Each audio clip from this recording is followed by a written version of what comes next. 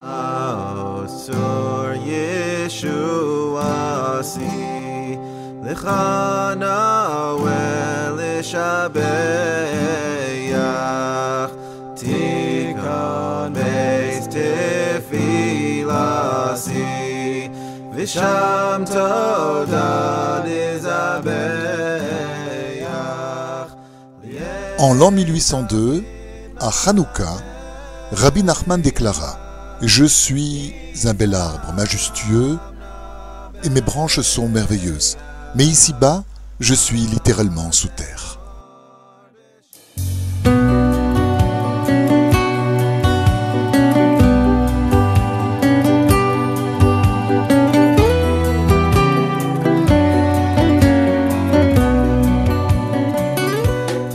Après 3 semaines passées à Breslev, Rabbi Nathan de Nemirov commença à être imprégné de l'esprit de Rabbi Nachman.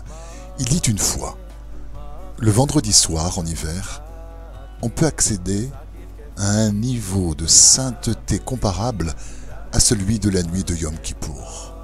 En hiver, les nuits sont longues et l'on peut servir l'Éternel toute la nuit. Et la nuit du Shabbat, la soif qu'on a de Dieu est extraordinaire.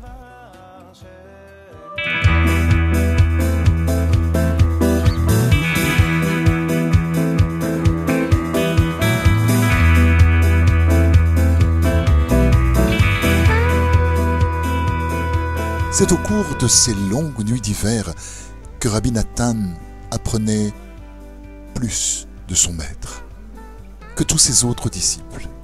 Rabbeinu révélait des enseignements redoutables le vendredi soir. Et les disciples ressentaient un éveil vers Dieu, mais ensuite ils allaient se coucher. Quant à Rabbi Nathan, son ardeur à se rapprocher de Dieu l'entraînait sur les collines le long de la rivière Bug. Il y passait la nuit à prier et à implorer Dieu pour que le feu ardent du tzaddik vienne embraser son cœur.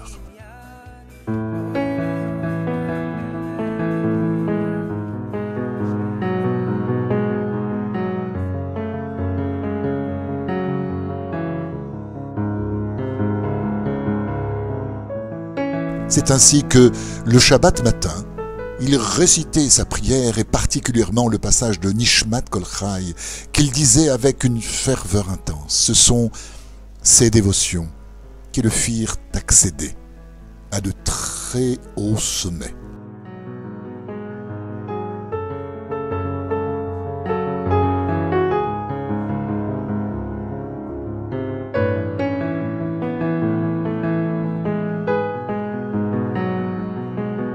Alors que l'attention de certains disciples de Rabbi Nachman ne se manifestait qu'au cours de ses leçons, Rabbi Nathan, lui, absorbait littéralement chaque mot de son maître, même s'il ne s'agissait que d'une conversation en apparence banale.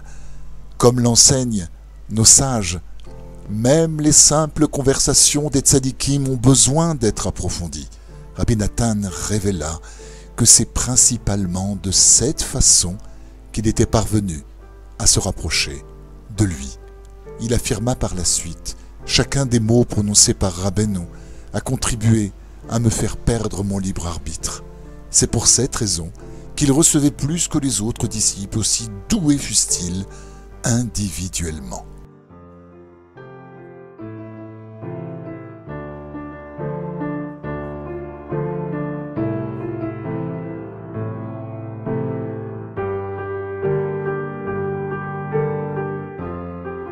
Ceux-ci reconnaissaient, certes, leur maître en Rabbi Nachman, mais ils n'abandonnaient pas leurs idées personnelles.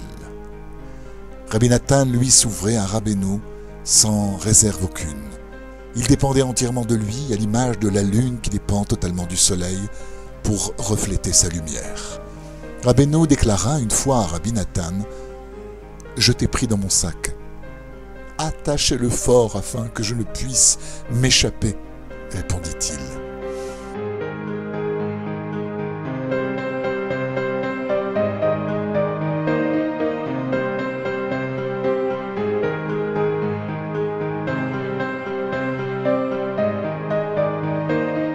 Quelques jours plus tard, ils voyagèrent ensemble. La veille, Rabbi Nachman avait parlé de Torah pendant de longues heures. En route, il dit à Rabbi Nathan: « Nous avons bien étalé notre marchandise hier, et Dieu merci, elle est excellente. Ce serait merveilleux si l'on pouvait avoir dans ce magasin un vendeur de choix qui pourrait ranger tous ces articles, ces tissus, avec ordre et goût. Pliant et mettant chaque dose en place, il présenterait comme les vendeurs professionnels l'extrémité vers l'extérieur, afin que le client puisse les découvrir dès son entrée au magasin. Ainsi, le vendeur pourrait retrouver immédiatement ce que désire le client et mettre en évidence la qualité supérieure de la marchandise.